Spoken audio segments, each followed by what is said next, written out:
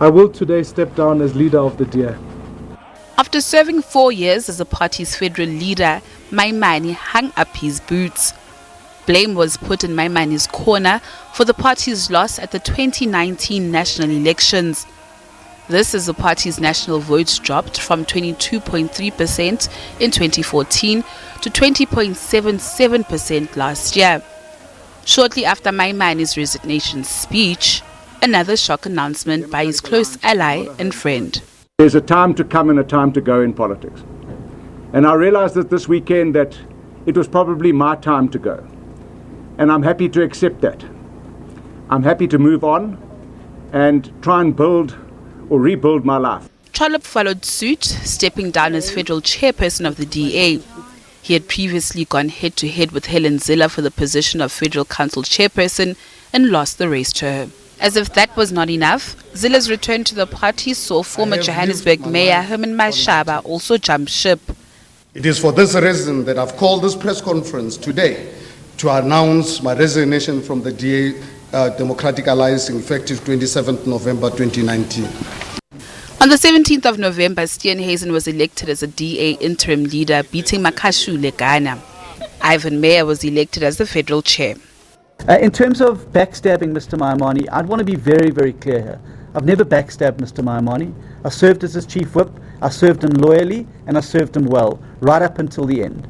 It was not possible for me to tell him that I was standing for the interim leader because he'd resigned as the leader and resigned as a member of the party prior to this position even becoming available. So it wouldn't be, I didn't need to seek permission from anybody to do that. I wish Mr. Maimane well. If media or people are expecting me to sit here and slag him off, I'm not going to do that. He has had a role to play in the party. He's done some great things in the party. Late in the month, Steenhuisen announced that he would run as federal leader of the party. On the 7th of February, member of the KZN legislature and former DA youth leader publicly announced that she'd be putting her hat in the ring and the race for the party's top position. But I fundamentally believe that people in the Democratic Alliance, the majority of us, want to make the DA work again, and we want to make South Africa work.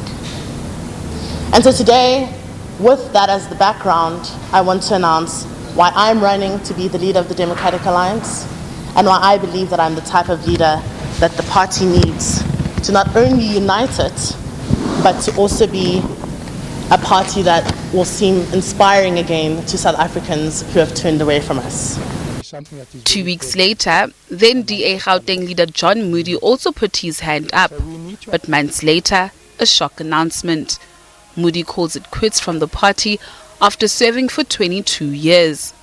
The party held a first-of-its-kind virtual policy conference in September due to the COVID-19 pandemic, where it adopted a policy of non-racialism. Now the party is gearing up for a crucial time where a new leader will be elected. Party interim federal chairperson Ivan Meyer says that high on its list of principles for the Congress are ensuring delegate participation and inclusiveness. Many delegates may participate from their home, and for those who are unable to join from their home, we have created also a network of a dozen of venues across the country for delegates to attend. And at these particular venues, delegates can fully participate as they would in a Congress plenary hall, for example. They can also watch the Congress, participate in debates, speak on items and vote, etc. At these venues are hybrids of two functions, participation in the Congress and voting stations for the elections. We call them our hybrid venues. They serve as a hybrid of functions, each one under a deputy presiding officer who reports to the Congress through the presiding officers. However, numerous concerns were raised over the fairness of the virtual elective process and the alleged purging of black people within the party. The exodus of black leaders, many indicating that DA was not ready for transformation, means that DA will now be saddled with that albatross of being seen as a party of white privilege and as a party that is not welcoming of other racial groups, despite DA's claim of diversity in numbers, but in essence, in terms of policy, in terms of the influence, the DA has remained largely influenced by the wide constituency. But the DA is sticking to its guns. It says the virtual elective Congress scheduled for next weekend will be the most accessible and fair process in the party's history. The Congress is expected to see 2,000 delegates participate. New leadership will be elected and resolutions to guide the party for the next 5 years passed. Natasha Piri, SABC News, Johannesburg.